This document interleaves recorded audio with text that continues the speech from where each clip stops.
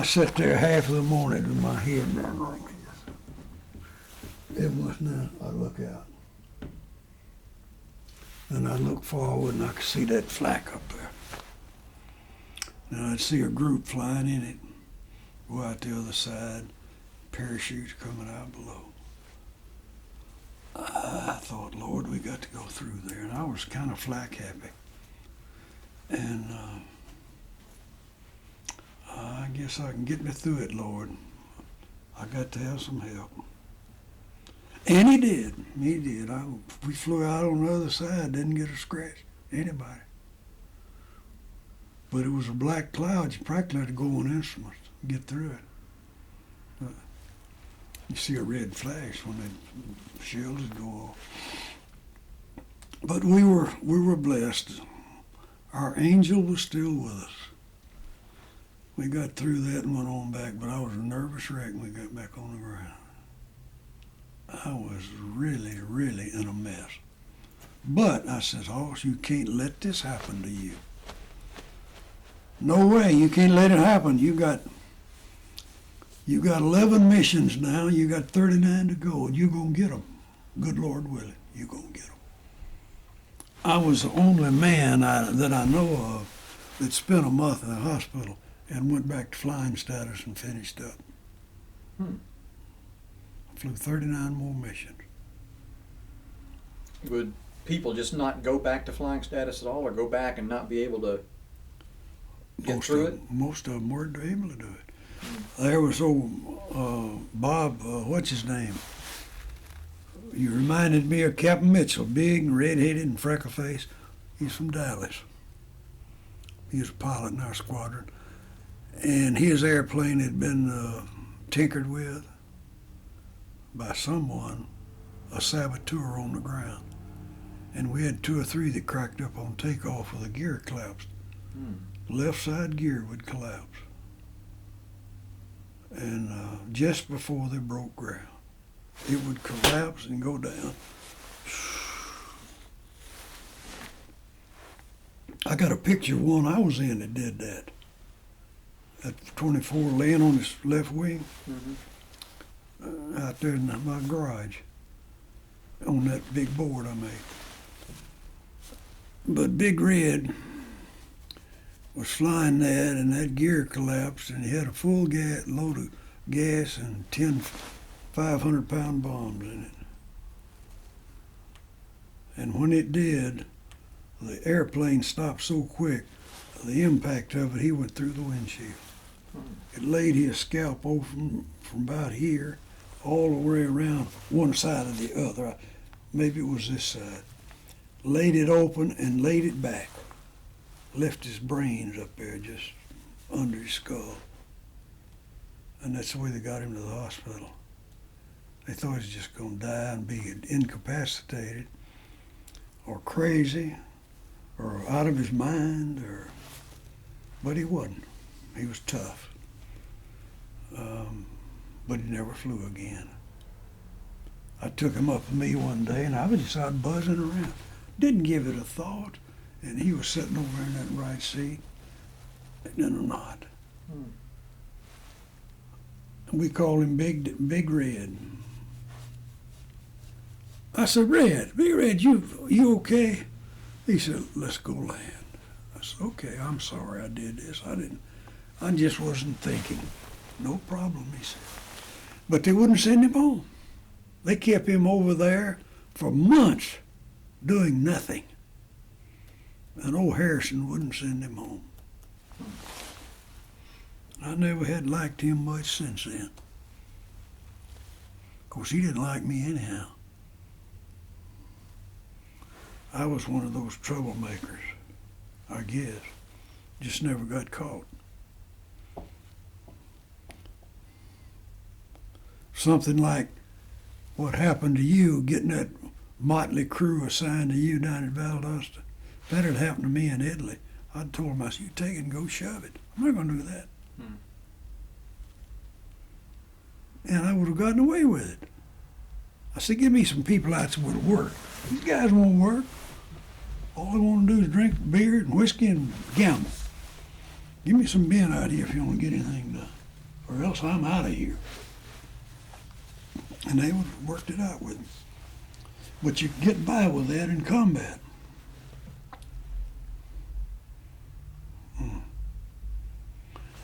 Back to Louderback. Abe Lincoln, squadron commander. Abe got him back to the base and put him back in that foxhole. But he bumped him right up to the edge of it with that bumper. Get your butt in there and dig that thing. And don't let me catch you off this base again. I might shoot you. Last time I saw old Louderback, he's out there digging. I don't know when he went home when the war's over again. Yeah. But now let's see. We are where? We are at the rest camp, back to the base. I went back to flying. About a few days later, I think I had flown 3 missions with my old crew, 2 or 3. In Davis, I was sitting in the club playing gin rummy with 3 other guys. And he walked in, he said, "Preach, will you lead the squadron tomorrow?" "Beg your pardon? Will you lead the squadron tomorrow?" I said, "What am I going to get for that, George?" "You'll get a promotion." "I'll do it." And I went back playing cards. He left. Next morning, I was head of a box. I had 5 airplanes behind me. Had 6 airplanes behind me. So I had me and my 2 wingmen, and the 4th one under my tail, and then 3 more back there. That's a 7-man box. 7-man box. You were 7, so you had 6 behind you. Yeah. And I sat up there, and that was the easiest job I had, leading that block. Of course, I didn't have to fly on anybody's wing. I just put that sucker. Half the time I was on automatic pilot. Coming back, I just set the pilot up and set back. If I had an engine out, well, I trimmed it with a pilot to take care of that. Come on back. And it was easy. But I was flying when the day that I went up in the almond grove to see Bob Carroll and found out it was Colonel Campbell over in the cot next to him. He'd picked up some flak on the same mission. Bob got his 2nd dose on. He got a dose once when a fighter attacked him. He had flying with Goldman's crew. Goldman was a Jew boy from Cincinnati. Funny. He kept us all laughing all the time. He was funny. He'd just look at you and grin, and I'd get tickled at him. Kind of pop-eyed. And he cussed everybody, including his brethren. And Goldman was flying in the right seat, and they was attacked by a fighter head on. They put a 37 millimeter cannon shell in his cockpit. Blew Goldman's head off practically. He never knew what hit him. Bob's right arm from here up to here was like he'd been shot with a shotgun. With metal all in him, all up that arm, where that thing came down. Didn't get his face, didn't, just started here. And I was in the hospital at the time he came in. That time, this was his first time. And I was up walking around and still in a bandage, arm in a sling and stuff. And I'd go out and watch softball games and stuff that the hospital people were playing and everything. And just do what I pleased. Walk around all over the place and visit with people. So, and they had him sitting in a straight chair like that. Old man out there. And they had him sitting in a straight chair like that. Old metal chair. And I was pulling me up one. I sat down beside him over there. And I was on this side, and they were sewing that side up. It was his right arm. And I sat there, and gashes in his flesh. He was a big man. Bob was 6'2", 190 pounds, you know. Not fat, just big. And they got his clothes off him and had him there sewing him up, and he had gashes of every size in the world up and down his arm, from 2 inches long down. Instead, it opened that wide, just gaping open. And they'd pull them together and snip them and clip them. And he sat there, they sewing him up in that chair, completely conscious. And I guess they shot him full of stuff, but I sat there and talked to him. And I'd watch that. You know, our skin, our meat is tough. Mm-hmm. A needle would go in there, you had to push hard to get it to go through. They'd take that thing and they'd push that needle hard and it'd go through that, and go through that up out the other side, round and round and round. Sewed him up. So they sewed him up. I guess he had 30 lacerations in that arm, and or more. I sat there with him for them to sew him up, and then he went back to the base, and I got back to the base. We were talking one day. I said, Bob, how many missions do you have? And he says, 35. I said, you know what I'd try to do if I were you? He says, what? I'd quit. You've earned that right. You've been in the hospital twice, and you know, I'm worried about that third time. You might not get out of that. And you're not going to be able to do anything for a few weeks till these things all heal up. And he took me at my word. He didn't fly another mission. But he had 35, so he'd earned his keep. He's serving as assistant operations officer too. But they wouldn't, Colonel wouldn't let him go home. No, that was Bob Phelan. He wouldn't let go home, but went through the windshield, had his head go. He had a scar all the way around his head. They pulled that scalp back over, pushed his brain back, he pulled it back over and sewed it down. I don't know why his brain wasn't affected, but it wasn't. Mm-hmm. His speech was not affected, his senses or anything. That ankle was all banged up. He had walked with a bad limp. So, 6 months later, he's still a bad limp. But we went down to Dallas one time when I went with the Delta Union, was down there for a meeting. I called him up. He came up to the hotel to see me. And I said, Big Red, how's it going? He says, well, pretty good. Says, I got on a bottle pretty heavy when I got home, but I got off of that. And he said, I'm getting along pretty good. White-headed. Wife left me, he said. We got a divorce. I said, well, I'm sorry to hear that. You're too good a man to have to go through that, what you've been through.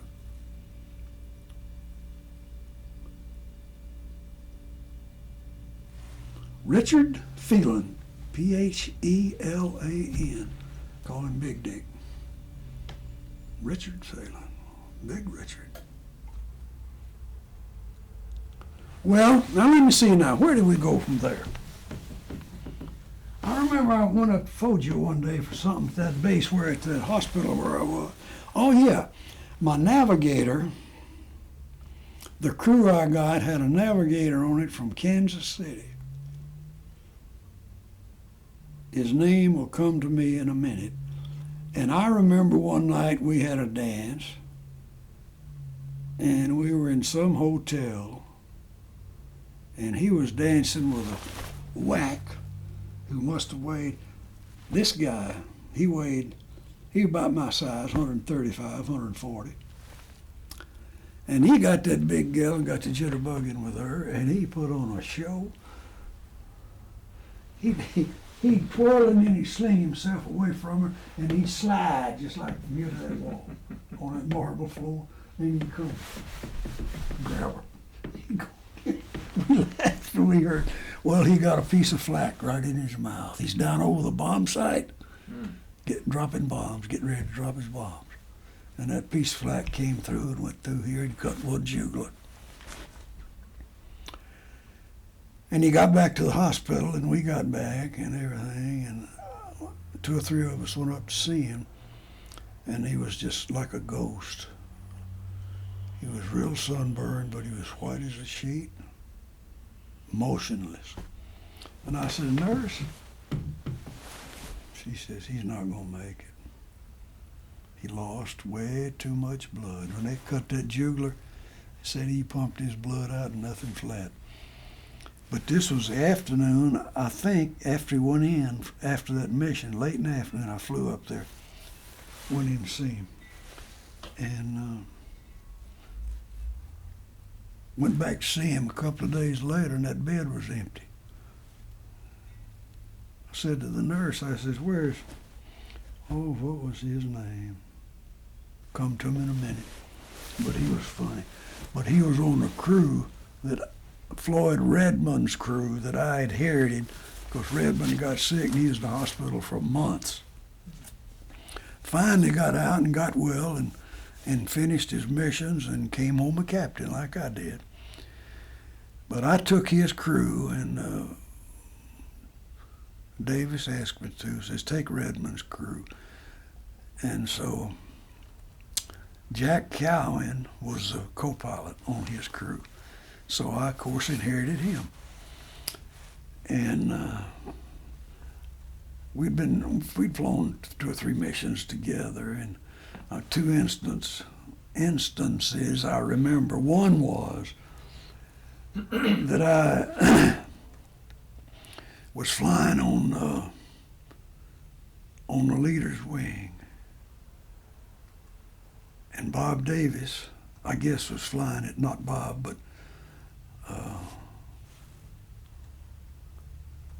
assistant ops officer was flying in the right seat, and maybe Bob was flying it there. Maybe both of the operations officers went, but they were flying lead, and I was on their right wing. And these boys, Redmond, Jack Cowan, the co-pilot on that crew, I had since, and this is the second instance I wanted to remember, I took him out. He was a fine formation pilot. Oh man, he could stick that wing from the right seat now. And I could fly it, as you know, you can too. It's good from the right, it's good to left. But he had never flown from the left seat. But he'd put that wing in there from the right seat pretty good. If he's, flying on right here, he'd just kind of cross control and drop that wing enough that he could see. Burned a lot of fuel, but he kept it in there. Well, he had an engine shot out, and he was lingering behind. We'd been up in there in Romania, around Vienna somewhere, and was on the way back. And we crossed this lake over there where the fighters always hung out, Lake Balaton in Austria. And they had a fighter base or 2 around, and we always scooted around them. Dared to come up. They did sometime, most of the time they didn't. They were off somewhere else, chasing somebody else, I guess. And he was lingering way back. Tell the pilot, "Go ahead, Tail." Yeah, I'm sure he's getting far behind. He's we just walking off and leaving him, it looks like. I said, "He'll be all right." I just ignored it and went on, stayed in my position right here with the lead ship. Because if he had gone down, I had to take that lead. Mm-hmm. But we were on the way home and got our drawing bombs out and everything. Excuse me.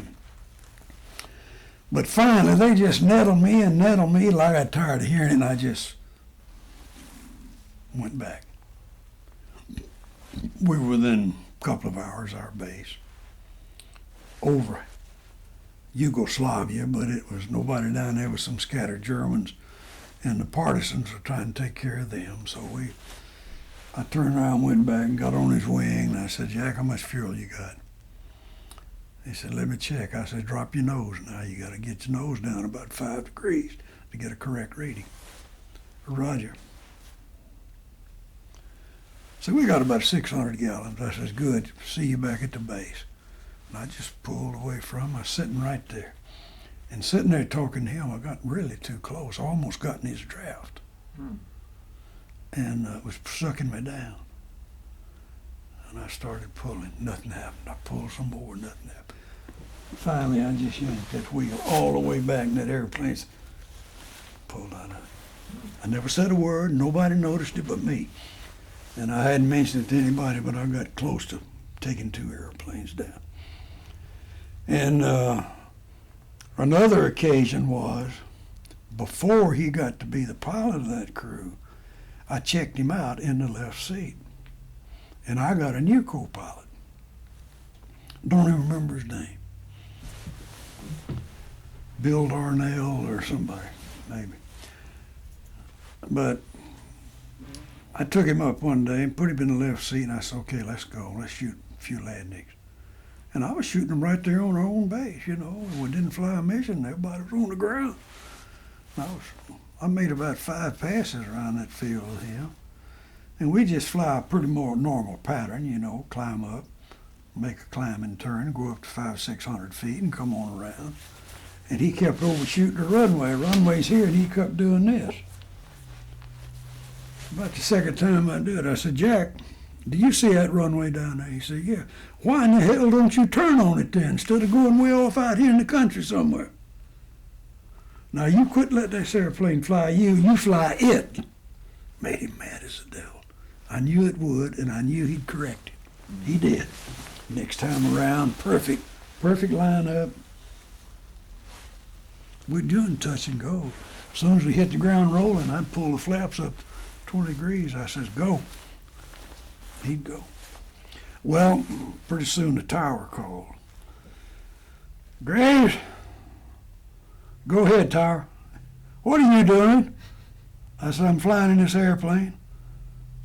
What are you doing flying? You just shooting landing? Yeah, we're shooting landing. I'm checking out a pilot. We need some first pilots around here. I'm checking him out so he can go. He's my co-pilot, but he's going to be a first pilot. Okay. Reckley called back. He says, Colonel Campbell called me back and said he wasn't in favor of this. I said, well, you want us to stop? I'm about through. Another landing or 2, we'll have it. He said, I'll get back to you. He got back and the colonel said, go on, but don't shoot a landing but every 5 minutes. We were just doing round and round. We didn't waste any time, but we didn't take 5 minutes to run the pattern. And so we shot another one too, and I went in. The colonel never did say anything to me about it. But we got him a crew. That's what he wanted, and that's what he got. And he did a good job. Then I picked me up a old scraggly guy. What was his name? I forget, but he was scared to death. And I just flew with different crews. I never had a crew after that. Crew needed a pilot, I was it. Which didn't bother me, because they found out before we got in the airplane to go off it, they were expected to do their job. And if you don't do your job, don't get on this airplane. Because we that get on it, we're going to do our jobs. If you decide you can't, hit the road. I'll get somebody to take your place. No, sir, not me. I'm going with my bunch. I said, that's what you need to do. Let's go. Let's get it done. So we went on, and I remember, and I'm going to wind this flying up in a bit. It seemed that I think I had 49 missions. And I was the starter. I'd go around, when I wasn't flying, I was the starter in a Jeep. going around to see that everybody pulled out in the correct position for their formation.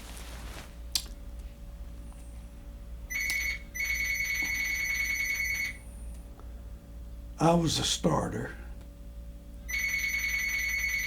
Now, Pam and them not here, are they? I don't know if they got back or not. Well, let's let it ring. Yeah, it'll do a Oh, ring here. they'll leave a Let's message. just stop it. I was a Wait a starter. minute. Okay, go ahead. I was a starter. And what was I going to tell about that?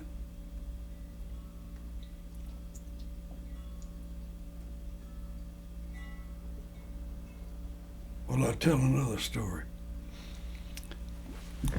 There was a guy from Charleston, South Carolina. His name was Lowe, Lowe. He was a pilot in our squadron.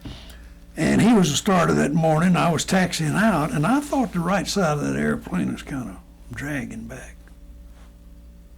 But we're on sand strips, and they had soft spots on them, and that wasn't unusual. So I really didn't give it much thought. But he pulled up beside me and says, I said, wonder what's wrong. Pulled into an empty hard stand, turned it around, and shut him down. And then he says, come out here and show you something. I went out there, and we got around on this right wing. And that main, that, you know, a 24 wing only had a main spar and then a little bitty spar in the back. Mm-hmm. Main spar, though, was this high. And that sucker was cracked all the way through, top and bottom. Only thing holding that wing on that airplane was the skin. And that's why I felt it give. The gear was falling back when it hit a soft spot. We grounded the airplane right on the spot. And they had, I don't know, scrapped it or what. I don't remember. Of course, I didn't have, I finally got White R for Roger. And I kept that as my airplane. When I flew, that's what I flew. White Roger. And my squadron was White Squadron, so I was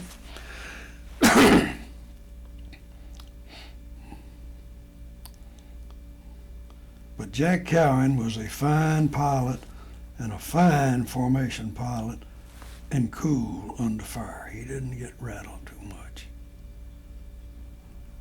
Never got hurt, thank goodness, but he was good.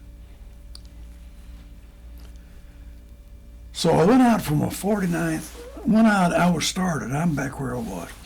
I was starter and I always went to briefing. And then I'd see who was flying what and everywhere, and I'd get a flimsy and I saw the formation layout. And I was at the interior, at the group briefing. So I had a flimsy with all the airplanes that were going to be on that mission on it, so you know what I'm talking about. And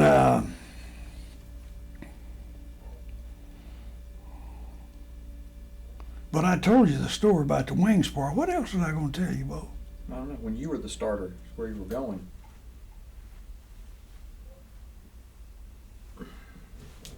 Yeah. I don't know. What happened when I was a starter? Oh, yeah, I got it. Come back. Just have to give me a minute. But I was up at briefing. And I had one to go, and this was a single that was getting ready to fly. So we're walking out, and there was a new crew there. It was their, I believe, their first mission. And I picked, saw him, went over, and I says,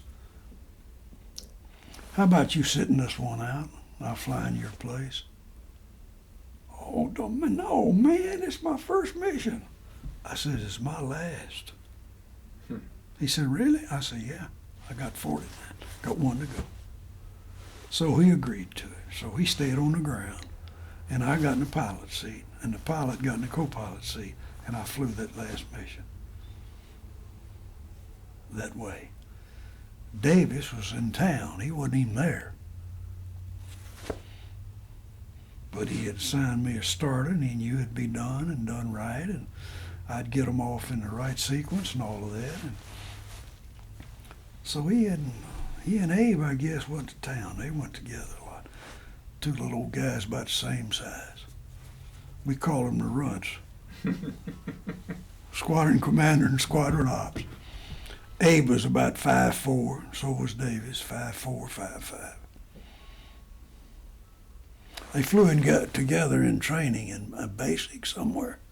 They had a couple of 1,000 hours in the air as instructors when they came with our group.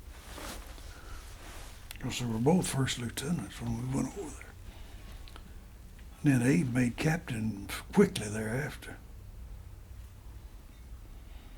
In fact, when I was made captain, he gave me a set of bars. He and I went to town one day, went up and spent a Zola for something. He'd come by, "Hey, Preach, what are you doing? Nothing, come on." I'd get in the Jeep, we'd take off. He had me restricted to base one day for speeding in an old weapons carrier. I was going 42.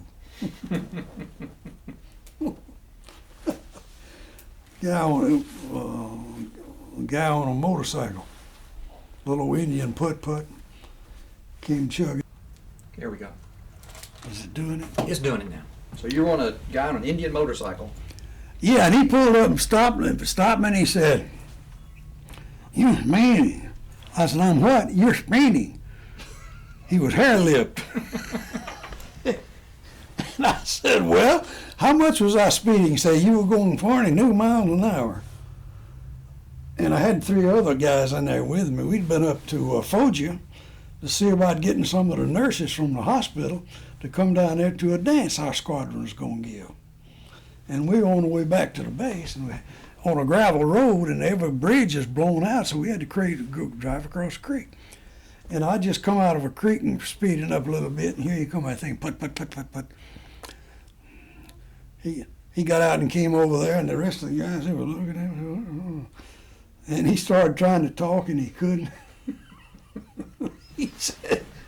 I said, "How fast was I going?" "You're going 42. You say 22? I say 42. I got to give you a ticket." I said, "Well, have at it, because I got to go."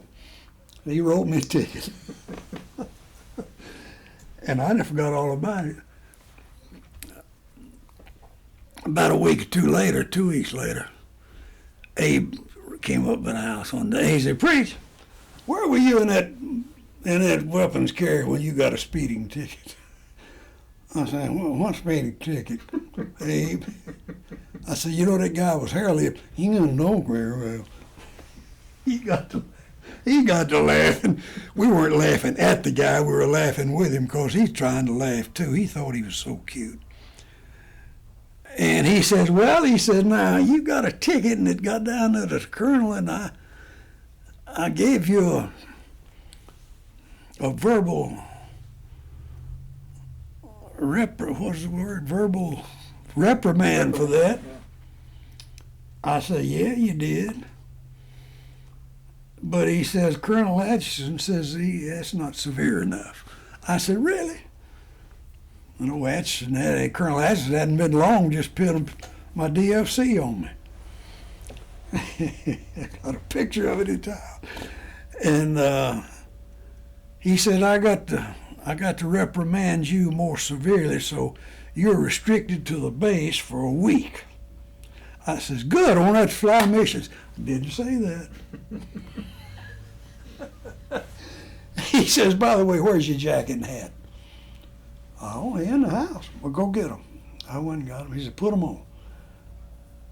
I said, "Now, Abe, this has gone far enough. What's up?" He said, "We going to Barry to see This Is the Army Stage Show."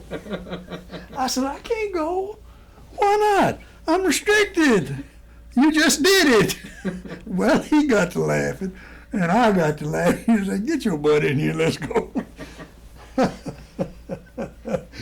Oh, Abe and I were laughing about that. While we were in that opera house with that stage show, it was a big old round building with, stages around it. We were up about the sixth floor, sixth stage way down there. Here comes this conundrum floating up in front of us with a string. I said, Abe, you got a needle? Let's break it. He said, I believe we better let that go. And just floated on up to the ceiling stage. Somebody blew it up with helium, I guess. But anyway, he said, get your jacket and let's go. I said, well, I never did let him forget that. I can't do that, Abe. Why not? I'm restricted to base. He says, oh, shoot. And we were out at the Air Force Academy. We went out there to we had the 460th Bomb Group. We had a meeting once a year. And that year we met at the academy. And Evelyn and I went out there. I'd never been there. I wanted to go, so we went out there. Nita and Ted were there. And he had his camera. He took a picture of everything. And we missed him inside the church there on the base, Air Force, taking pictures of the chapel and all the figurines around. But anyway, I ran out of film. Nita said, well, what you gonna do? He said, well, I'm out of film. I can't take any more. I said, what size is it? He said, 135. He said, yeah. I said, I'll be back in a minute. I went out and I started looking for people that looked like a 135 camera. I saw this lady with one eye. I said, excuse me, ma'am, would you happen to have for sale an extra roll of film? Why, I sure would. She just handed me one. I said, well, here, how much are they? She said, don't matter. Take them on. I went back there, handing them to Nita. I said, put them in your camera. You got you some. She says, where'd you get that? I said, where'd she get that? A midnight requisition. We went and stole stuff at night. I drove up to the lady's house over there one day. She had a screen. And this was bad. I've regretted it from day one. I took out a $20 bill. You, me, door. Okay. I said, oh, come on, I got to get a door on my house. Got it, my casa. Flies. Of course, I was going to leave her in the flies. But she took my $20 bill and I took that door off of the hinges. Took the hinges off, laid them in the back of the Jeep and drove them back to the house and hung it up on our house. I didn't like it. Another time I went over and took a roof off a man's barn. And him out there with his sheep. Loaded up that truck with those tile, you know, that curved over each other. Roofed the house with it. We had a tile roof, Florentine glass windows, screen door, gas heat, gasoline heat, that is. We took a 55-gallon drum, all of us did. Our gas all came in drums. And they took them off the ship in the drum, put them on trucks, and hauled them around to the different bases. And we had a stockpile out there. It must have been as big as this house. Just stacked the drums, gasoline. So we had to have some heat, and it was getting cold and damp. Everybody trying to be sick. So I said to Rosie and Herc and Abner, I said, we got to have some heat. Yeah, we sure do. I said, let's go get us a drum and go out to a wrecked airplane and get us a fuel line with a cutoff in it and cut it off to where we can put the cutoff out there and run the line in, and we'll knock a little hole in this block and then stuff around that to keep the cold air out. Right down at the ground and run it in there and put in that, cut a hole in that barrel, run that line in there. So we did. We put a 55-gallon drum of gas out there on a rack we'd made. This is what, 110 octane? 120 octane? What, 100 octane. 100 octane? Yeah, we were using 100. Our engines took 100 octane. And so did the 17 engines. We all used the same. And we put this wire over here down there, this hose down on the barrel, and put a little piece of paper in there. And we set it on fire.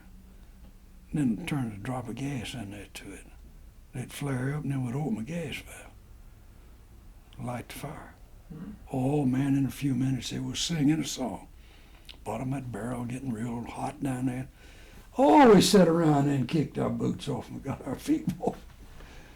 And 2 or 3 of the guys burned their tents down with those brooms like that. They just got careless. One of them burned his tent down, every stitch of their clothes. Like whatever the only thing they saved was to throw out the door. But we had heat. Then I went down there in the back of the living area to a fence, barbed wire fence, took me a pair of wire cutters and cut me a length of barbed wire. And I brought it back and I formed it into a little toaster. Made it about that high and about that square. Get 4 pieces of bread on it. And Rosie, he was really our guy that made the midnight requisitions. Rosie rode the truck in that got our food into Spinizzola at the warehouse. And he'd wear his big old heavy raincoat up there. He was that big around. He'd come in and start pulling out loaves of French bread out that long, point it on in, lay them up there. He'd reach down, he'd get another one. Then he'd come out with a pound of butter, lay it up there, and then he'd come out with a gallon jug of apple butter. And then he'd come out with some marmalade. And we bought some fresh eggs from a guy out there that had them one time. And we did some kind of eating, cooked them on top of that stove on a piece of aluminum foil, I believe. But I made that little old toaster and put legs on it, just took them out and bent them down, barbed wire. Keep it up off the top of that stove about that high. I put my bread up there, I put butter on it and lay it up there and toast it. Tasted it and then spread apple butter on it. Oh, it's tasty. I about starved to death though the first month I was over. We got 2 meals a day and we had 2,000 men. We had 64 crews out of 640 men. And everybody, our squadron, we finally got a little old goat shed, and maybe it's big inside. A little goat barn is this floor here. And made it our mess hall for our squadron, for the officers' mess. And we'd go over there and get our food out of there and then go outside to eat. Wasn't room to eat inside. And Mount Vesuvius in February erupted. And it snowed black snow for 2 days. Snow was actually black with that soot, ashes, and the wind right toward us over at Naples. We'd have to go out and hold something over our mess kit to keep the black snow out of it, or you'd feel it gritting in your teeth when you'd eat a bite or something. And we lived out of that for, I guess, a month. Then we hired a group to build us a mess hall and a club. So we had a clubhouse that was about 30 by 90, I'd say. Maybe it wasn't that big. I got pictures of it. Maybe it was 20 by 60. And there was 2 buildings, one like this, we put them. And right here we joined them with the building. In between, and that was our squadron kitchen. And that's where we cook our meals, where we were fed. But before that, we ate out of that goat bar down there. That's all we had. And ate out of our mess kits. And if I remember correctly, we still ate out of our mess kits in the mess hall because they didn't have any silverware. And we scrounged a cup or 2, we'd steal them, bring them back, and do something about it. I don't guess there's a restaurant in town that had any silverware. I mean, any glassware left after we got through eating in there, some of us. I never took any of that stuff because to me that was just plain outright stealing. I took that lady's door, but I just couldn't live with those mosquitoes that swarmed in there at night. Had to sleep on the mosquito nets, and you still got them in there with you. Around you, put a frame up, and hung a mosquito net, you go into that to bed at night. I laid in there many a night reading by a candle under that mosquito net. The little candle was flame about that high.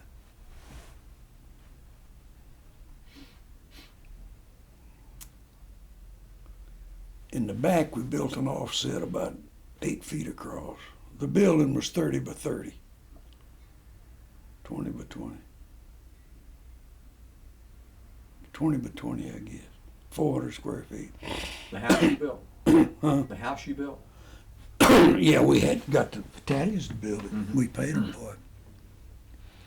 But they put a wood roof with, had a sawmill over there somewhere, and we go over and get lumber. Rodney was our procurer, our navigator. And Rodney had big old blue eyes and good, nice smile, and he'd go get that stuff. He'd go down there and get a truck, he'd go off and he'd come back with a truckload of stuff. We found a cave over there that was full of cement. The Germans had left, sacks of cement. And that's where we got cement, concrete, to make a concrete floor, and to make the cement to put our blocks up out of that cave. And that signs everywhere, Achtung, Achtung, Achtung. Attention, mind, mind, mind. Didn't take us long to figure out where the mines were. We'd back a truck in there and load it up and come straight out the same way we went in. And so we'd midnight requisition and get all our supplies for our building. And those, I think it was 4 of the Italians built it. And they did a pretty good job. Put those Florentine glass windows in. They were open out. I don't know. Rodney got them somewhere. I don't know where. They're about that wide and about 4 feet tall. And we put 2 in each end and 3 in the sides. On 3 sides. The back side didn't have any windows. And in the back side, let's see now. Let me get my. We had Gongloff and what's his name from Boston, Special Service Officer, did all the calisthenics and stuff. They moved in with us when they came. They were both. Gongloff was the captain and Buckley was the first lieutenant. But they were officers and they moved in with us. And we sold them 1/6 of the house apiece. I think we put in $50 apiece. The 4 of us that were in there, maybe it was $60 apiece, and that's what we paid to get it built. And we just confiscated the rest of the windows and the door, or maybe the Italian made us a door, and we got some hinges somewhere. And I got a bucket of nails off of the building out there that I thought they'd thrown out, and went to breakfast the next morning. A little box of nails about this big, all rusted, sitting out in the weather. But we'd give a quarter apiece for a nail. There weren't any such thing over there. But these Italians could get some nails. Had little stores in town that'd get some of that in now and then. So there's a box over there, a pasteboard box about 6 inches square, and it was about 2/3 full of nails. Looked to be about 20 to 30 penny nails. And it all rusted and everything. So I just picked it up and took it to the house. The next morning, and forgot about it. The next morning, we went out to eat breakfast, and Colonel Harrison was standing in the door and everybody else standing outside. It was cold. And he was wanting to say, we're going to stand here till whoever got those nails owns up to it and brings them. And I thought, oh Lord, I done stole some nails. I didn't say a word. I went back over to my house to be sure they were still there. And when they were, I took them back and set them down right where I'd picked them up. Never said a word. we finally got in to eat. I didn't do it right then. I did it that next day. Old Harrison, he's being adamant about those nails. He was a middleweight boxing champ at West Point, and he thought he was really tough. 160-pound West Pointer thought he was bad. We threatened to just shoot his ass down, just have a misfired turret or something. What we thought about the other 9 guys. But I tell you, he didn't stand well in our group at all, and yet he made us into a fighting bunch. He made us fly practice missions. He'd get in the lead ship in a tail turret and get on the intercom, and he'd talk to us. And he'd say, "All right, over there, number 3, get your butt up here where you belong. Okay, over there, yellow L or whoever it was, get on, close it up, get on up here." He's sitting there in the lead ship looking at the other 6.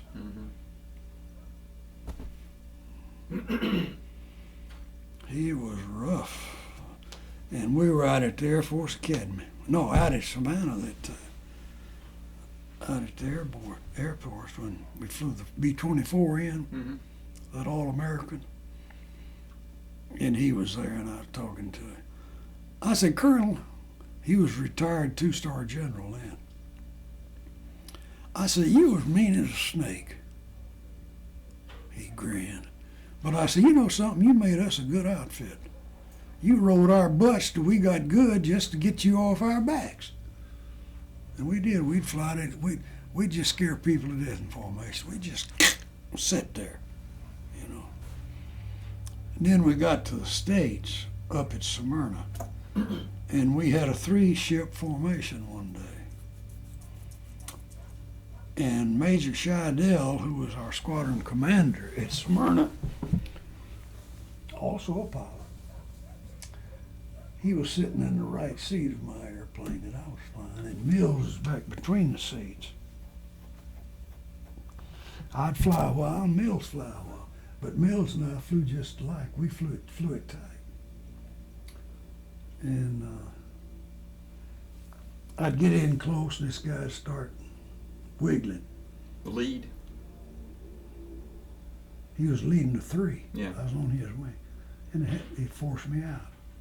And I'd get back. Up and down, in and out. Then on one turn, he just got so slow, I was hanging out here with half flaps and full power at about 120 miles an hour, just fluttering around. I said, "Okay, leader, speed it up, now." He didn't do a thing. And I turned, I said, "Major, either tell that bastard to speed this thing up, I'm going to fall out and go back to the base." He looked at me. "Tell him. I'm going to do it. He's going to kill somebody." I don't want it to be me. I haven't got my missions. Yeah. So he spoke to him on the radio. He speeded up about 5-10 miles an hour. But you have to, you have to in a formation. When you make a turn, you got to add a little juice, for this. Depending on your bank. If it's a shallow bank, 10-degree bank, or a 15 maybe, or even a 20 maybe you can get by without speeding it up. Because he can slow down enough to handle it. But when you get in a pretty good bank, you got to have some extra speed. Old Major called me in one day. He said, "Captain, we got a man from Eastern here who's trying to recruit pilots when they get out. You want to talk to him?" I said, "Yeah, I'll talk to him. I don't much have much to say to him, but I'll talk to him." So I went out there, and he was a civilian. He said, "Captain," says, "would you like to fly for Eastern? We're authorized to talk to people who are captain or above, have 1,000 hours of 4-engine time or above." I nodded my head. Okay. "And we'll be getting a discharge in the near future." I said, "Okay." He got all through. I said, "Now what you gonna pay me to do all that?" Well, we start you at 175 a month. I said, what? I got up. It was over. If you think I'm going to fly a C-47 or DC-3, and that's what we were going to fly.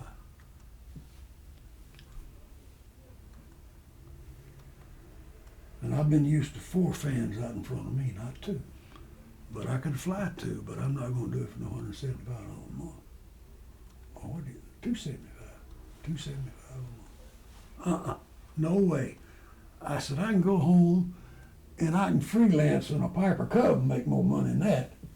No way. So I just got up and walked out. Told him, I thanked him. Appreciate your time, but Of course, Eastern went bust, you know, and everybody lost a job. They flew the dirtiest airplanes I've ever been in. Eastern did. When I was flying out of Atlanta, I'd call Delta exec and ask them to.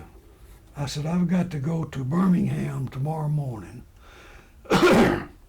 Tuesday morning, I need to go to New Orleans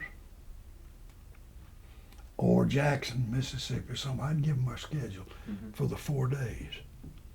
And they'd schedule the flights for me, print the tickets up, and I'd pick them up when I went to the airport to check in.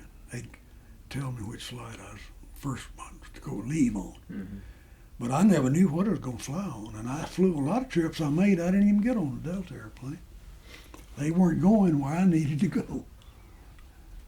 But they did a good job, and I'd go to the first flight that I was getting scheduled for, as you know, and the ticket was at the desk, waiting for me. Or I'd go by their reservations and pick it up. Most of the time it's at the desk. And I'd just walk right on the airplane. They were really good about that. You had a question? Yeah, I got some written down here. What you got written down there? What I got written down. We only got about 3 minutes on this tape, and it's empty. Left? Mm-hmm. Okay.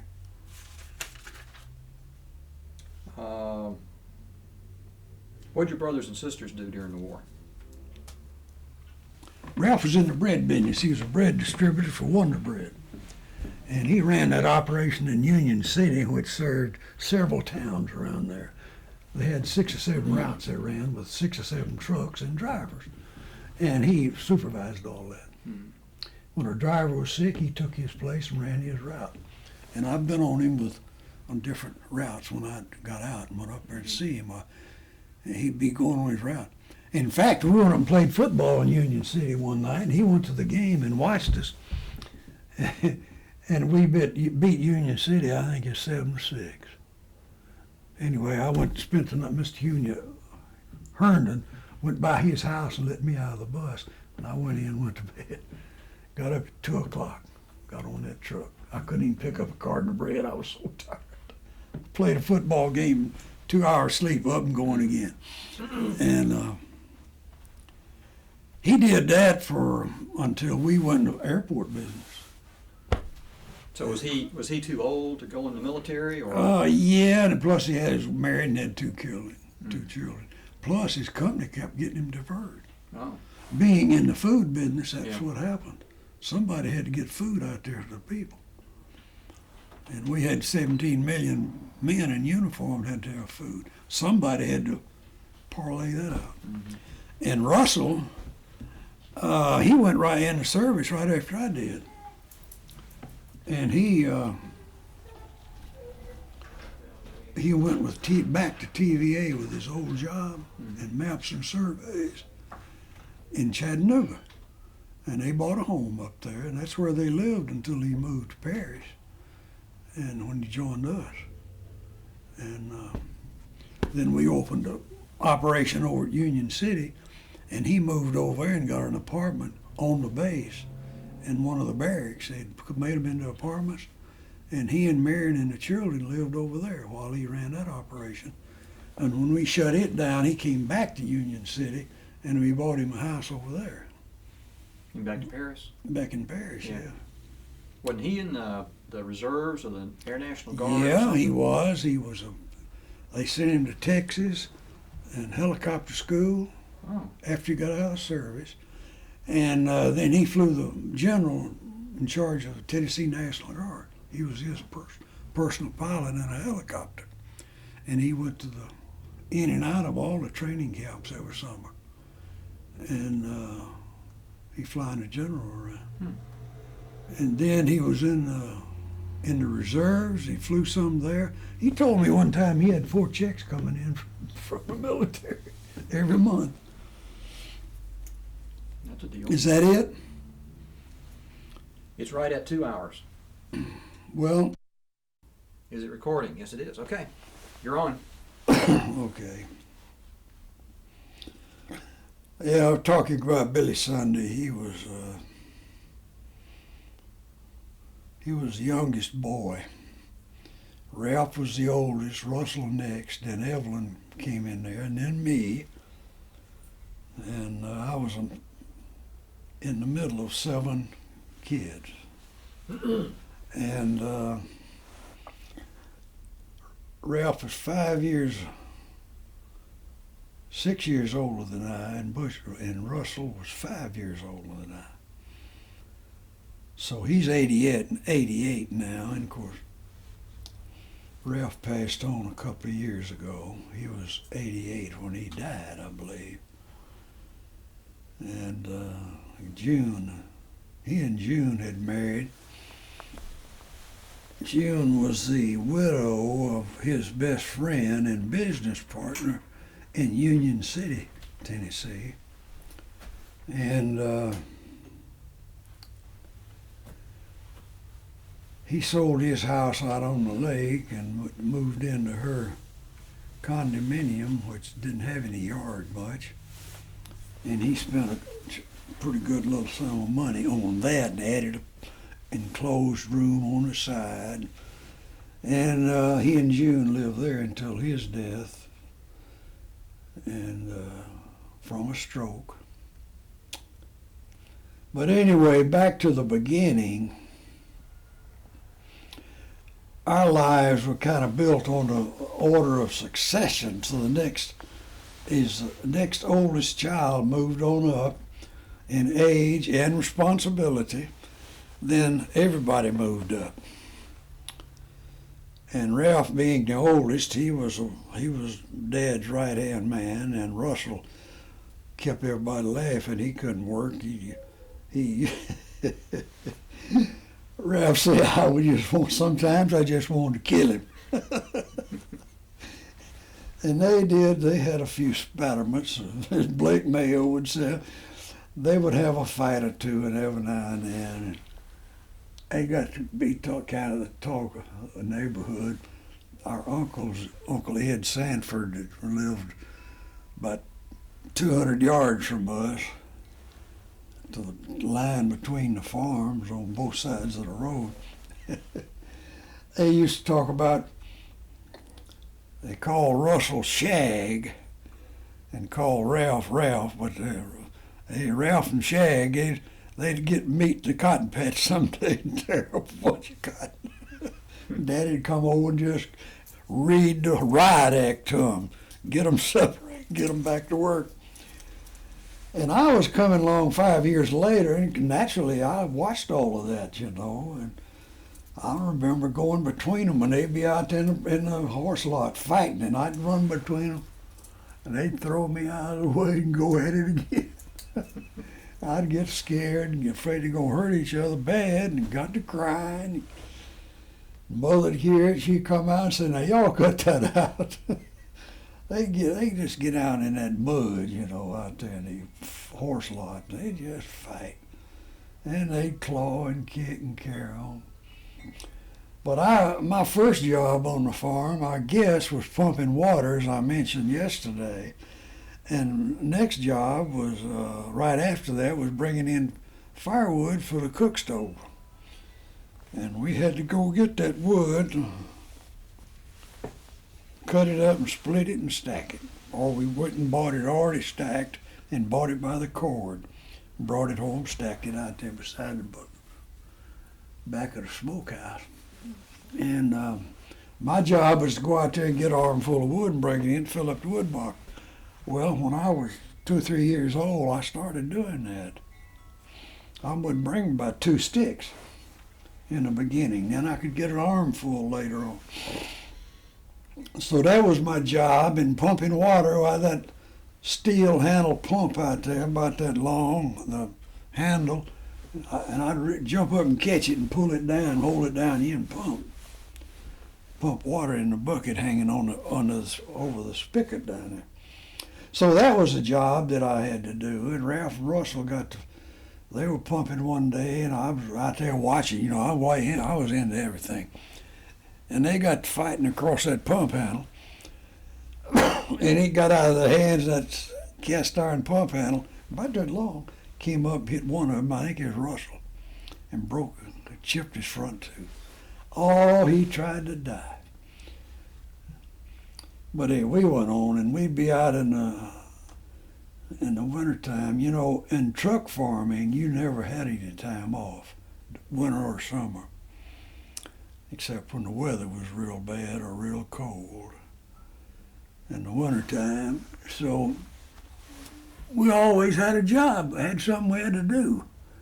For example, Dad and Uncle Herbert and Uncle Ed went together on a deal one year, and they each built a great big shed out in their horse lot out in the side of the house. I guess that thing was probably about 40 by 60 feet on tall pine poles that they bought, trees that they cut and skinned the bark off, and they treated them some way.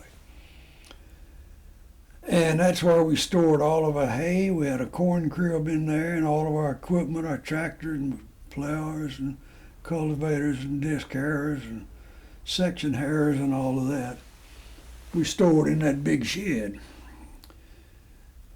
Next to it, and 30 feet away, was a horse barn. That's where all the mules and horses stayed. We generally kept 4 teams. And each one of us had our favorite mule, and I started driving a mule in the field when I could sit down and do it. We had little slides, drags we call them, hinged in the middle, and we had chains on them, and we'd hook that to the mule, and the mule would pull it. We'd ride that thing. I put me a potato crate or something back there and sit on that little old drag. That's what we called our clod busters. And that was one of my first jobs. I wasn't big enough to plow, but I could ride that drag. And I'd sit on that thing all day. Get so tired and so sleepy. The old mule just walking, me dragging, sitting on this little slide. And that was my first job in the field. And I couldn't have been over 4 or 5 years old. And we rented a lot of land. Mr. Clint Marmuth, who was our next door neighbor on the other side,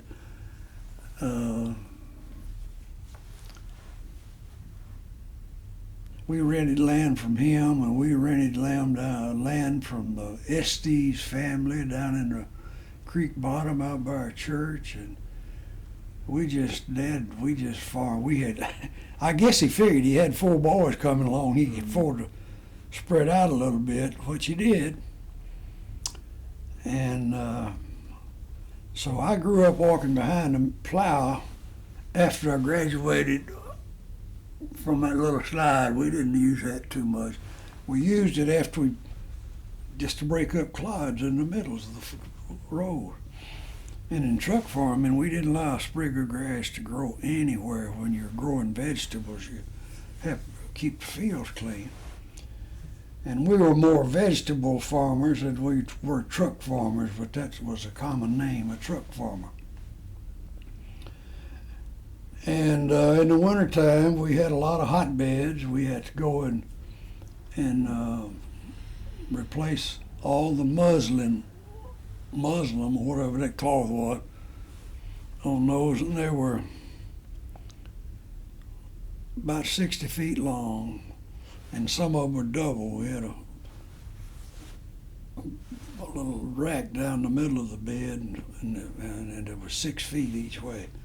And put the sash on that on the rafters, and when the sun comes up in the morning and it starts to warm up, well, we couldn't let those plants get too hot in there because they'd well down. We'd have to prop the sash up and put a stick under it. And then we had sheets on top of those, and we'd pull in the wintertime, we started putting plants in those seed beds in January and February, because we put cabbage in the field in February. Hmm. So we had a year-round something to do somewhere, somehow, some way. We got it all done. We always had a couple of families that lived on the farm with us, that they had a little crop themselves, and we all worked together. They helped us and we helped them. We didn't make any differential in between their little crop and our crops. But Dad furnished them the ground, and they picked them out 2 or 3 acres and had a little cotton crop or sweet potatoes or whatever they wanted to have. And we worked it all together. And they lived on the farm year round, and sometimes they'd get a pretty good offer from another farmer, and they'd move away and move over to his farm to help them a while. But we didn't have any trouble with our hired help. The women folk helped Mother in the house with the washing and the ironing and stuff. And as time progressed, we went from a steel wheel tractor, and I started driving one of those when I couldn't even steer it hardly, old big old heavy iron steering wheel.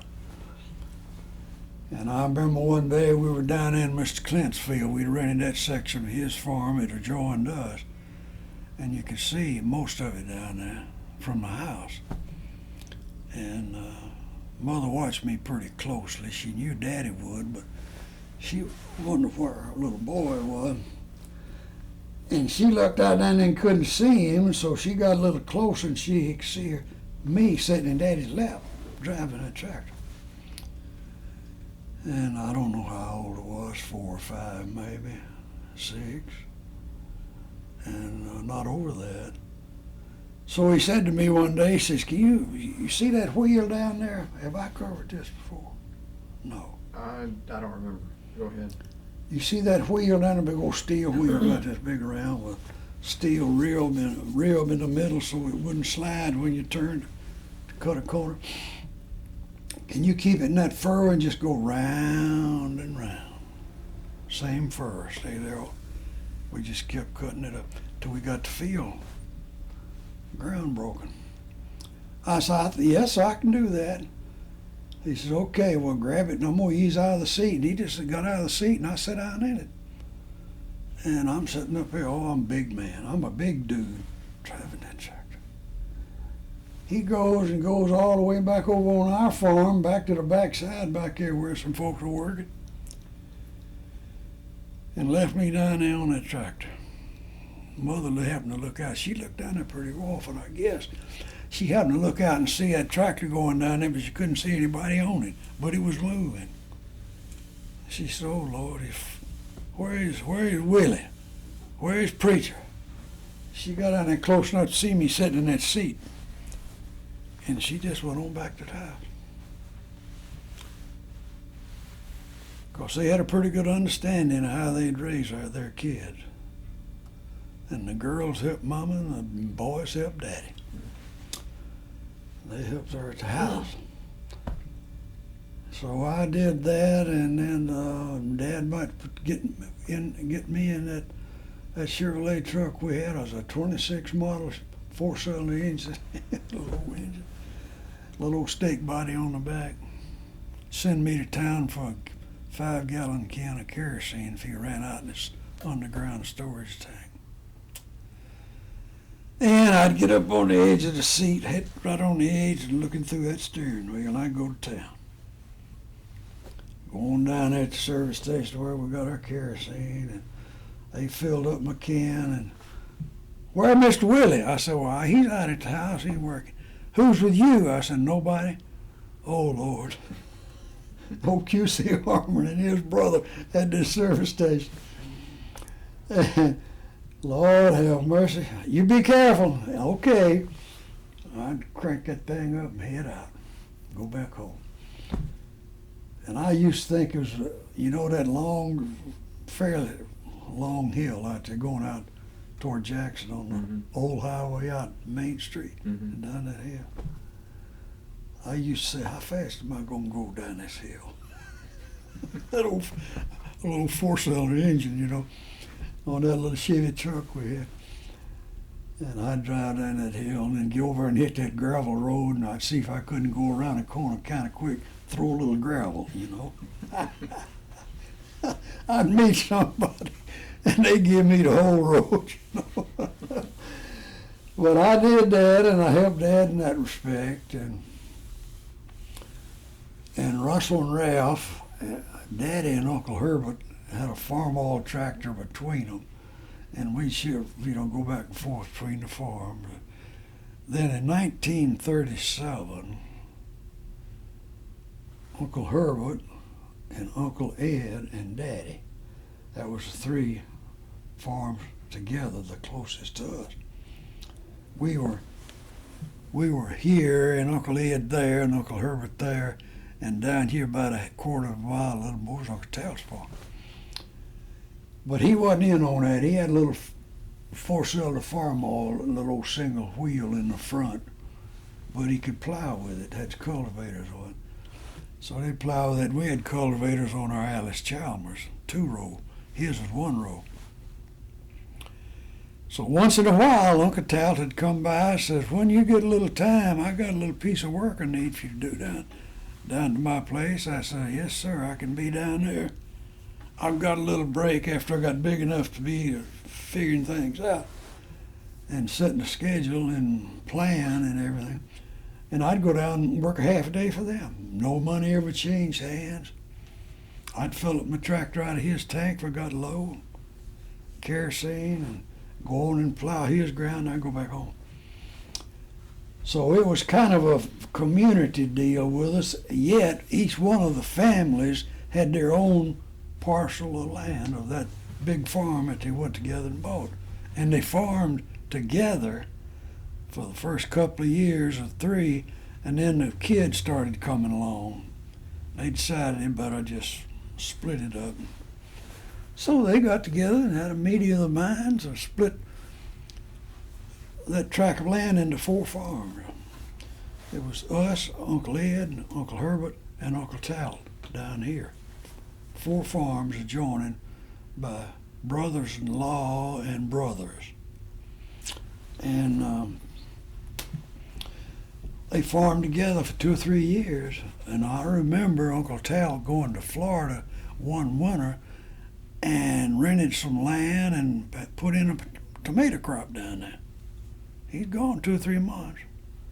And we're all looking after his place. Because everybody paid, they chipped in on expenses. But that didn't work out. He did it 1 year and he came back. And then we were separate entities, separate farms, separate families, everything, and everybody did their own thing. So, but I remember we'd be down there, and if Uncle Ed's tractor was not busy and we needed another one for an hour or 2, Dad would just go up there and knock on the door and say, need a tractor for a while. Bonnie, that was his sister. If Uncle Ed was off in his field, not using his tractor. So we just get his tractor and disc hair behind it and come across the fence onto our land, and I'd be out there on our tractor when I grew up to that, disking, and he'd come out with Uncle Ed's tractor and get right out there with him. We cut that up real quick. We had a group of hands out there putting sweet potato slips in the ground, and so we had to get the ground ready. So we went and got this other tractor and did that. Well, Uncle Herbert bought a combine. So, and we have a little row of wheat, field of wheat, now and then. And he'd combine that for us, and Uncle Ed and Uncle Towles. And then Herbert Edward, his son, my cousin, he was a tractor driver down there then. He was 3 or 4 years younger than me. And I guess this was in 37. I must have been about 16 by then when I started applying to that. Well, Ralph started out driving it, and then he went off to junior college. And Russell was married then. He and Mary married when he was 17. She was 18. And she came out and lived with us on the farm. They had the front bedroom on the right. And we used to come out and get in the car to go back down to Estes Bottoms when we were be down, all of us be down there working. We come home for lunch. We'd get in the car and drive up to the front of the house, beep, beep. Not a sound coming out of where Russell and Marion were. Beep, beep. We sat there and we'd wait, and he'd wait. And I never forget the condition he came out of there in. Well, we couldn't look at him. So we, but there were 2 lovebirds there, and we enjoyed Marion. I love her like a brother. I love him as a brother and hers as a sister now. They just super. And so we went on and we put our crops in the spring, and that tractor never stopped. I rode that tractor all summer long. And then I got big enough I graduated up to hauling the produce. And we'd have maybe 25 acres of cabbage. And cabbage cutting time was a busy time, and in the wintertime we had to make up the crates. We'd buy the headers for the end of the crate, and then the slats. All the slats were the same. 3 on each side and 2 on the bottom. And then we had the same slats, 2 of them went on top, nailed down, and that's where we shipped our cabbage. Stacked them on the truck, 120 crates at a time. By that time, we had graduated up to a dual wheel Chevrolet truck with a 6-cylinder valve and head engine in it. And Ralph was first driver, and then Russell was married and gone, and then I was the next. So I grew to the tractor. When Ralph grew out of it, Russell never was too much on driving equipment. He and Ralph were 11 months apart, so Ralph overruled the roost. Mm-hmm. And Russell then got married when he was 17, and he stayed with us a year. Then he was gone. Moved into town, had a job in town. Ralph was gone. So I'm the chief honcho helping Daddy then. And How old were you then? Huh? How old were you then? 16. I was born 21, that's 37. Well, in the interim, 10, 11, 12, 13, 14, I was the second man or third man in line after Ralph and Russell. Russell, then Ralph, oldest. And of course, I'd meet Ralph coming in every night from the field with that U tractor, that Atlas Chalmers on rubber tires. And I remember when I met him at that big red shed out there where we kept it. Mm-hmm. I said, "Does this thing have much pull and much power?" He said, "Oh yeah, yeah. Just don't pee under a wheel." All right. I'll never forget that. You get the ground wet, they're gonna spin. Yeah, just like a car. You're not going anywhere. So I laughed about that. And we had about 10 acres of strawberries. We had about 30 acres of corn. And we had 80 acres of cotton. Mm. And we rented most of that land. but we worked it. We took it from scratch, going in and broke it all up with breakers on the tractor, and then we'd disc it up good a couple of times, opposite directions, and then the planters come in and plant. We had two horse planters, plant 2 rows at a time. And you sat on it and rolled a steel seat on it, curved to fit your bottom, with holes in it so it wouldn't get puddling water if you got caught in the rain. And we go in there and plant, but all with that, I think the biggest year we had was about 30 acres of cotton and about 80 acres of corn. And we had to prepare the ground for it with 1 2-row tractor. And plus our about 6, 7, 8 acres of tomatoes, sweet potatoes, peas, corn, and cotton, as I mentioned.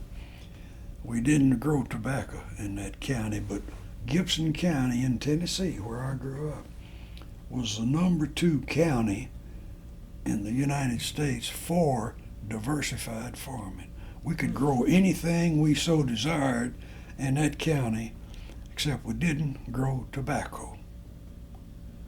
We grew our own hay. We grew our own corn to feed our stock, hogs. And we'd cut that hay and store it in the barn loft. Barn loft twice as big as this room, and loft roof way up yonder. We just throw it up there from the ground on pitchforks and walk it up that ridge and fill that barn for it to cure out, and then we'd pull it out and bale it. Then years later they came along with balers that you took to the field, pulled behind a tractor, and you cut it and baled it right out there, loaded it on the truck and hauled it, stacked it in the barn. And that was to feed our mules and horses and milk cows. And that's all we grew it for. And that hay cutting time was a busy time, and it was generally in August. And we'd set up the hay baler out in that front of that big shed and open the doors. And had that mule going round and round, pulling that hay baler, pulling that plunger up there and pack it. And then it'd trip, let it go back. We'd shove an armful of hay down in there. They'd come back and packed it just over and over till we had a bale about that long. And we ran wire through that, had partitions we put about that thick, put between the bales. They got ready to cut that bale off, we'd drop one of those blocks in there, which was perforated. You could run a wire through it,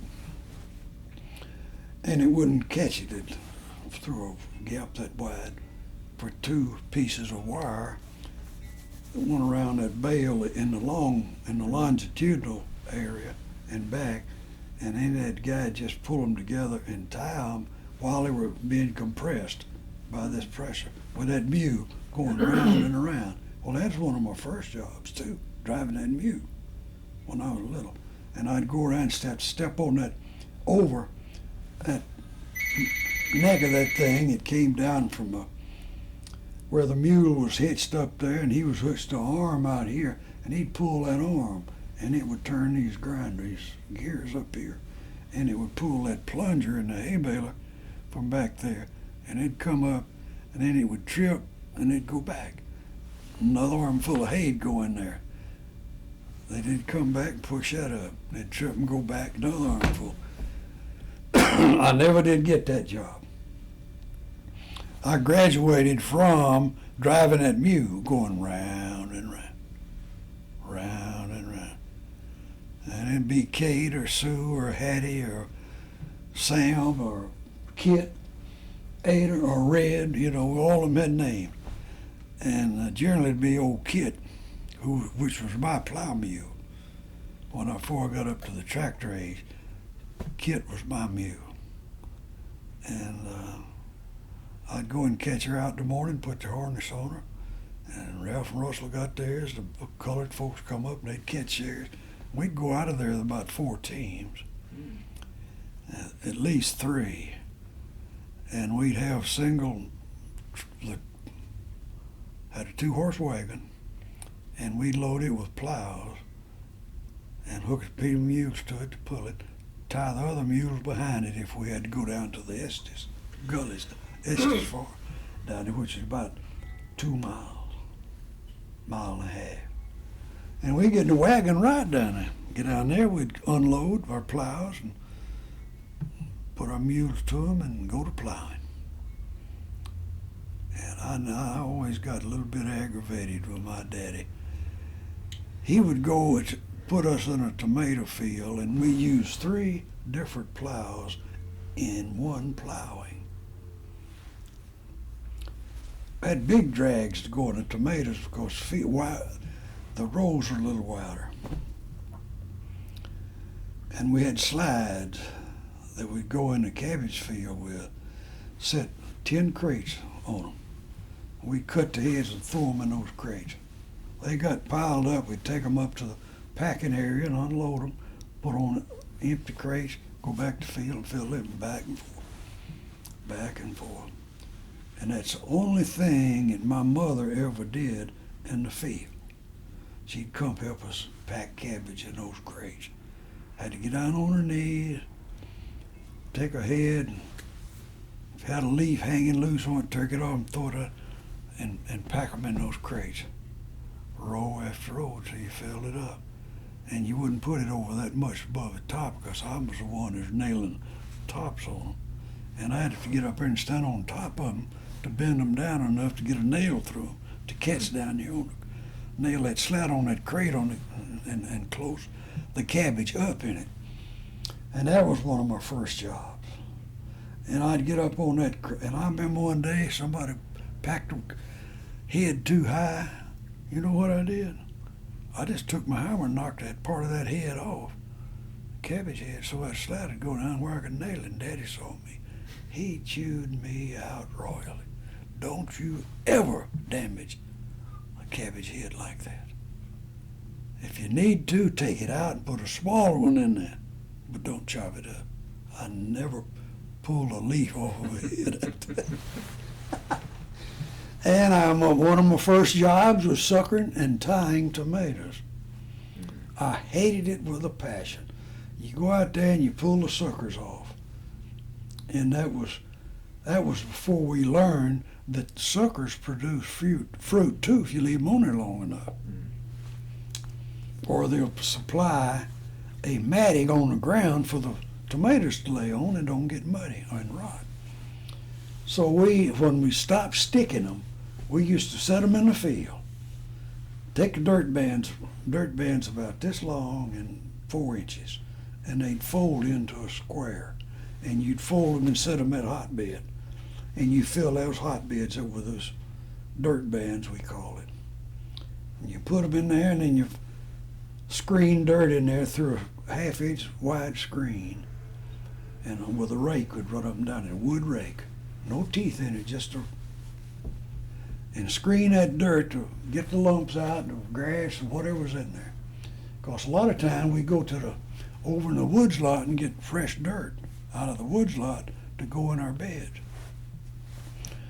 And then we'd put dirt in, screen the dirt in there, and two people would be throwing dirt in there, and another one screen it, and another one raking it down smooth and moving up to the next bed, the next sash, and filling that one. We'd have in 60 feet long, 40 feet, whatever size of bed, filled with those dirt bands, little 4-inch squares, and they stood about that high. And time consuming, man, we never got through. And we get the dirt in there and had to go somewhere and get the dirt, haul it in there and get on and throw it in there and get the debris out of it, roots or whatever, and take a rake and level it off. Then we'd get in that bed on top of those, we had pads, on top of the dirt bands and the dirt, and we'd start up at the head of this bed, and they were 6 feet long. And we'd put a tomato plant in each one of those squares.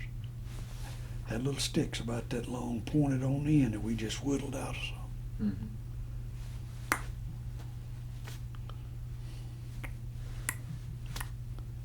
I could go down through a cabbage field on my hands and knees, and my daddy would be dropping the plants for me.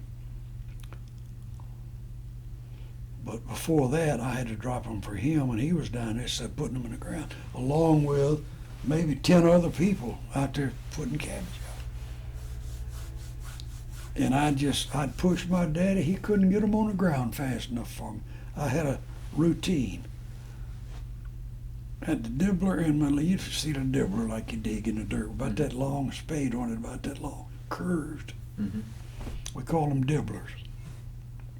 In my right hand, and I just move up on my knees with that dibbler.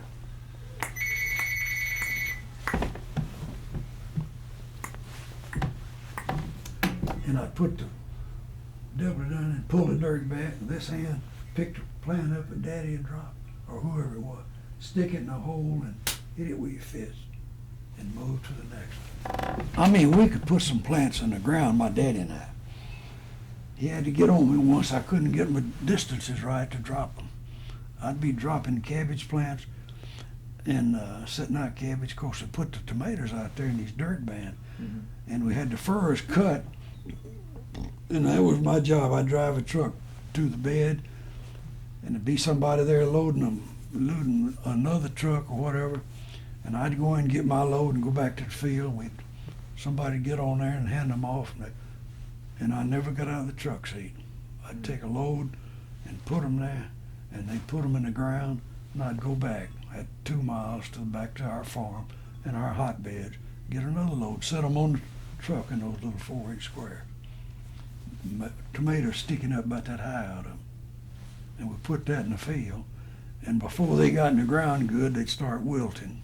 Mm-hmm. And by sundown, they were just, couldn't see a tomato plant in that whole field. They're just laying on the ground. But the next morning, they're standing up. And Dad and Uncle Tal went together and bought them a plant setter. Had about a 55-gallon drum up here. You fill it up with water. And the place for 2 people to ride on the back. And they'd sit down there, had a little place for their feet, and had these things up here that periodically put out a little chute of water into the furrows. And the 2 people setting the plants in the ground would take turns. I'd get this one, you'd get the next one. I'd get this one, and you'd get the next one. And there's a team of mules pulling that thing, and we just move it along real slow. Never stopped. We'd put water in the ground and set a plant right down there in that dirt band, and then just unfold the band and throw it in the middle. Mm-hmm. And most times not, we wouldn't even take those up. We'd just plow them up because they were water soaked, and they just break all to pieces, real thin.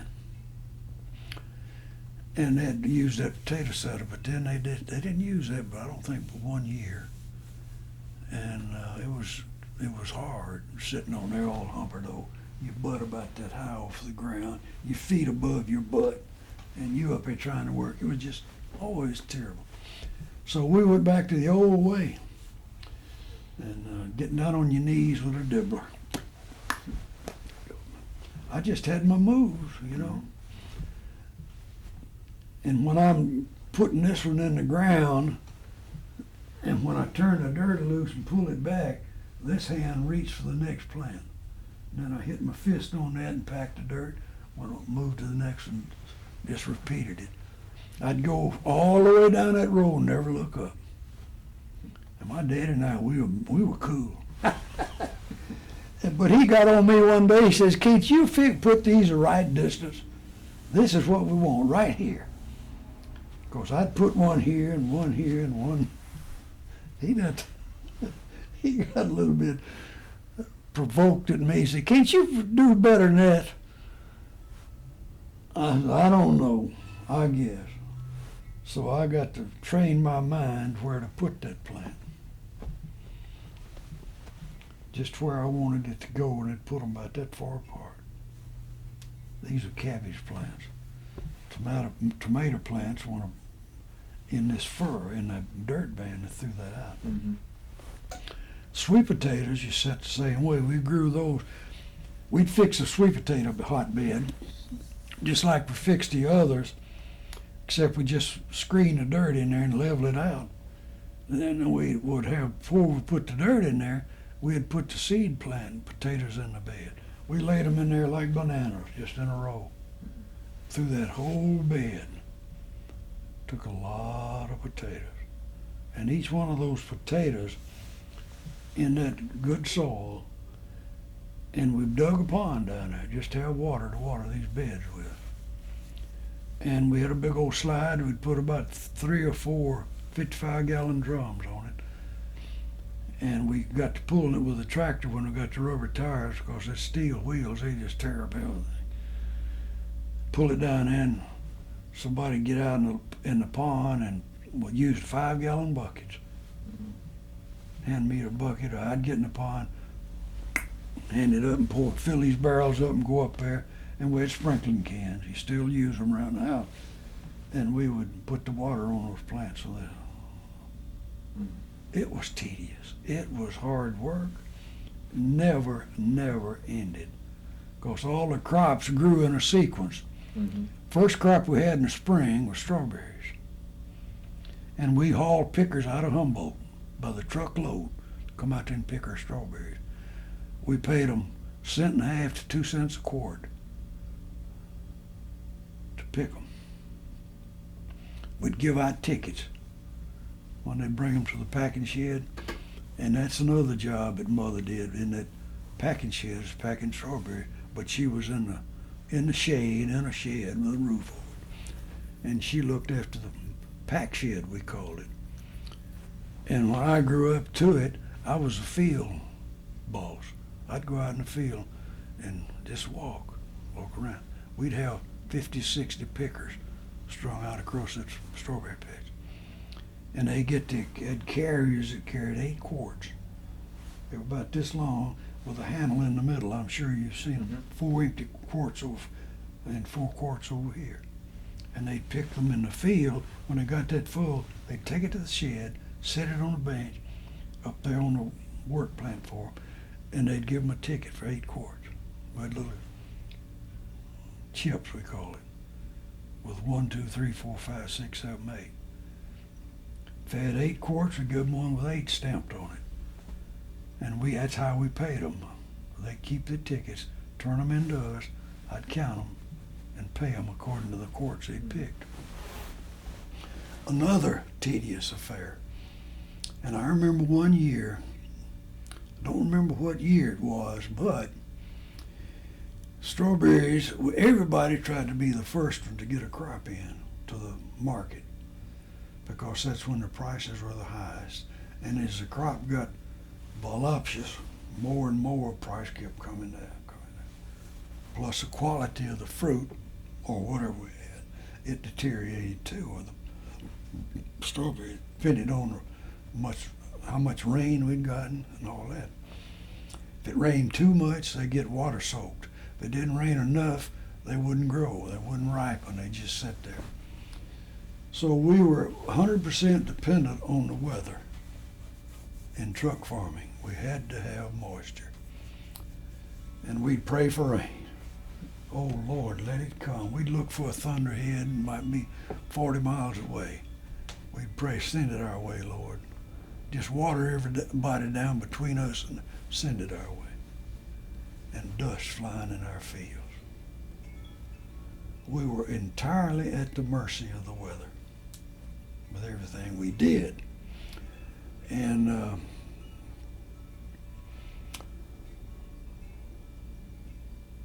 when the strawberry season was over, the next thing that came in right behind it was cabbage. We'd start hauling cabbage. During the winter, we made up the crates to put the cabbage in. We had little work benches in the hayloft in the barn.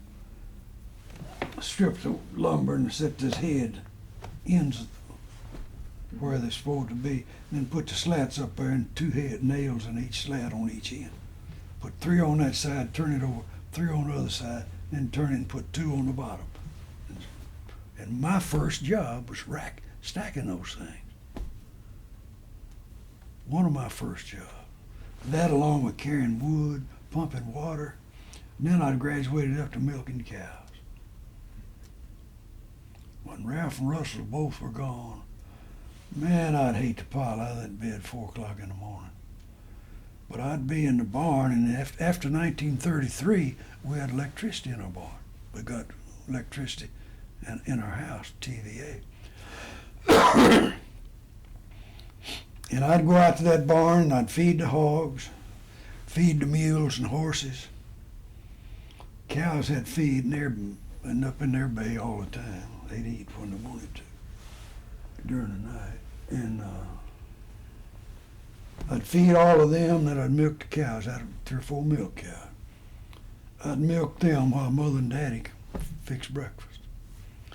And I'd come back in, if it's in the middle of winter, put my hands in the cold water to warm them. Just stiff, cold. And we'd have breakfast, and then while I was still in school, well, I'd go to school, catch a bus. After breakfast, I'd brush my teeth with baking soda. Didn't have a toothpaste.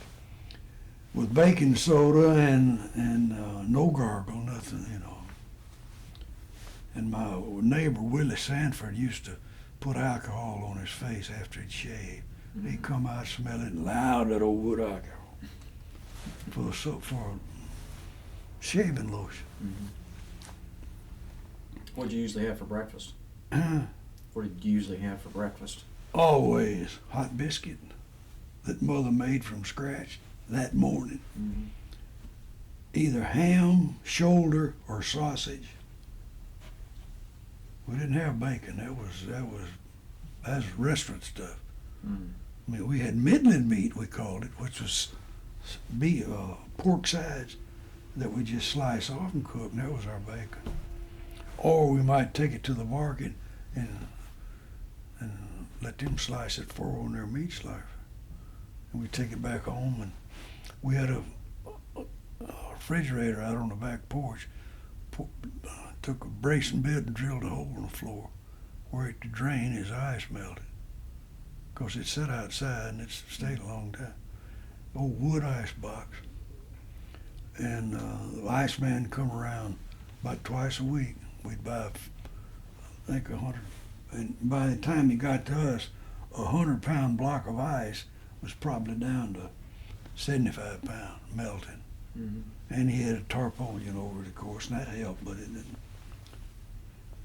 And he come by and he said, "How much you need today?" And he had cards, had 100 pounds, 100 up here and 50 down here. If you wanted 50, turn your card over and hang it on your ice box. He'd come look, put your 50 pounds of ice in there. We did that for years, till we got TVA in 33. And then Dad bought an electric refrigerator, he bought an electric stove. And some of the worst fights Ralph and Russell ever had was separating the cream and milk. We had a separator, had a big old tub on the top of it, bucket like, hold about 5 gallons, 4 gallons. And it went down into these, and you had a impeller in there. This thing set up on 4 legs. And I remember I used to get it and I'd push that up and turn, and that impeller was so heavy. It was like winding up a car wheel or something. And it'd drag in the ground. And I'd have it up here and I'd just hang my weight on it and pull it down and shove it up, hang my weight on it, get it going fast enough. I had to get it it had to be winding. And its centrifugal force separated the cream from the milk. It went out one spigot, and the milk, without the butter in it, went out another.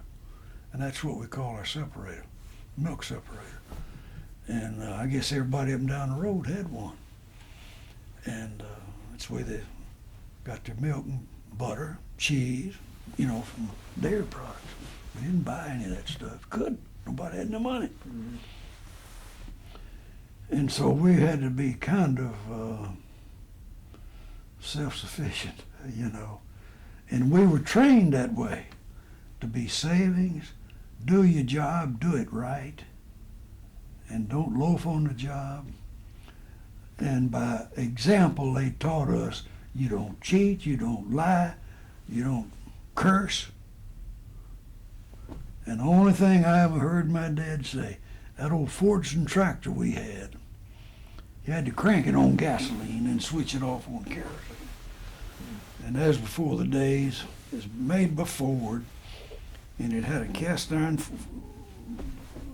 housing around the radiator. And you get that crank and that sucker'd kick back. More farmers got broken arms from those things. But Dad had put two hands on it, and he just about overpowered that thing. If it wanted to kick back, he had his whole weight on it, and it'd throw him up, but he'd never get anything broken. Mm-hmm. And all I can ever remember him saying, a Barrett word, "You bastard," he called that old tree. "You bastard, why don't you start?" And I wouldn't say a word. I wouldn't laugh. I wouldn't say a word, because he was mad at that tractor. I remember one day he had me down there, "Come down here, I want you to help me a minute." I was 4 or 5 years old then. Went down there and had a little white face bull calf. About that high. Says, "Hold this calf, hold his head up." Well, I just did what I was told. The next thing I heard, thunk! Man, that he hit that calf in the head with the axe, butt of the axe. That calf dropped like he'd been shot. And he butchered him right there on the spot. Man, I took off to the house. "Mother and Daddy killed our calf." That little old calf been a pet to me. I'd put my finger, I'd squirt some milk on my finger and put it in his mouth. He'd lick my finger while I'm milking. Oh, Lord, because he'd have to have his supper too, so I'd let him strip the cow down, get the last few strips out of there. And if he wasn't filled up, why, next time, milking, I'd give him a little more. And they grew up fine and healthy. And we butchered them when they got big enough.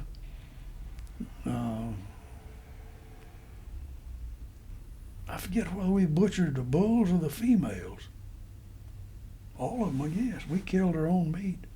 We had a pen full of hogs, which I had to feed every morning, but in the dark, when I had to get up. And it was a never-ending cycle. In the winter, you went through all of your hotbed sash, because this glass would get broken on them. And replace the glass and patch the things up where they'd be in good shape. And they were in a stack high as the ceiling.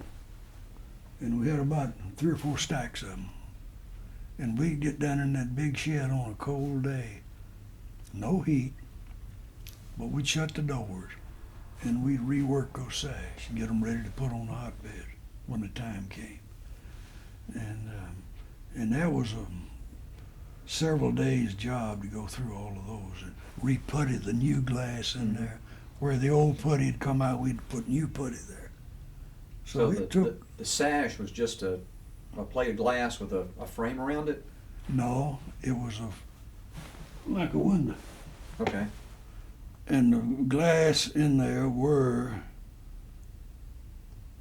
I think there were about 3 pieces of glass for this 6 feet with the frames in between. Okay. And we'd lay the glass in that frame and putty it down. And sometimes we could buy the glass by the bundle at the hardware store, already cut and ready to go in it. And they had some different, 1 or 2 sizes. You had to know what size yours was, and that's what you bought. But that was one of the items we had to buy ourselves. We couldn't make glass. And we had to take our plow points to the blacksmith. He'd put them up there in a, what do you call that, where he heated the metal? It wasn't a furnace. It was just a table Mm-hmm. with a bit of coals in there, red hot, and you pump a thing with your foot, and it put air up through there, make it fly. And he'd heat the thing, pull them out, and beat them into a plow, like a turning plow, 2-horse turning plow. They get dull. You have to go out. He'd take and beat that metal out, and thin it out, dress it up. Mm-hmm. You take them back, man, they'd plow and cut so good. And I had to do my breakers on the tractor the same way. Get them sharpened a couple of times a year, 3 times maybe. But the breaking season was in the wintertime mostly, and where you'd go and turn the soil so it could air out. And then we'd go in there after a few days and disc it up so the weeds would be controlled. And then we'd plant. But there was never a day that you didn't have something to do, winter and summer. We used to kid among ourselves. Well, we going into the 13th month now. Already used 12. But we never had a day off, unless it rained all day. Then we had some time off. But in the wintertime, when it was real cold, say like in January. January was kind of a down month. That was the coldest weather. And I might ride that tractor several days in that cold weather, breaking ground. I might drive and just turn ice out in the dirt. You'd see it come over. And that ice ate those plow points up.